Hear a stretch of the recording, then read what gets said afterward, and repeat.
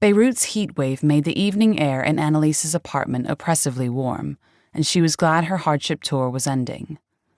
The last bit of agency work and the most dangerous part was coming in the morning. She rehearsed what she had to do, going over the details, the vehicle, the bomb, and the face of the targeted man. She closed her eyes to summon a memory of his photograph, but a whispered question interrupted her thoughts, and her mind returned to the man laying next to her in bed.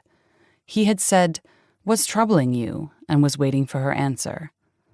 When she could no longer stand the silence, she crossed the bedroom and threw open the window for the weak Mediterranean breeze.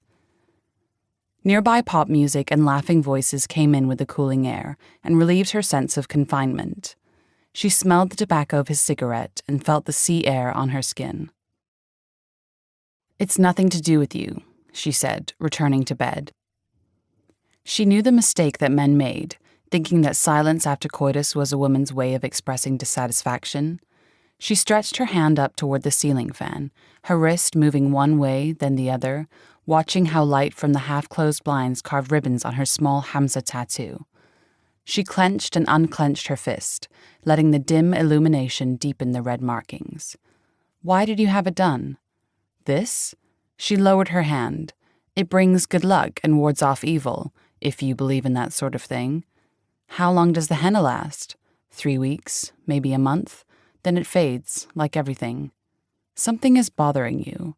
You're not the type to depend on luck."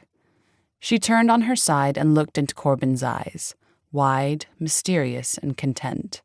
She felt no obligation to respond to his comment, which she knew was something he'd said to fill the silence. The tattoo was there to be done, and she had done it on a whim, feeling vulnerable, wanting to avail herself of whatever powers it offered. Little of her life was spontaneous then, and she had done it because she could. She wasn't going to tell him that, or anything else, and certainly not what troubled her. She had trained for what was coming the next day, and prepared her mind to be ready if everything suddenly changed, her life at risk. Her non-official cover with the United Nations High Commissioner for Refugees wouldn't protect her from an angry mob.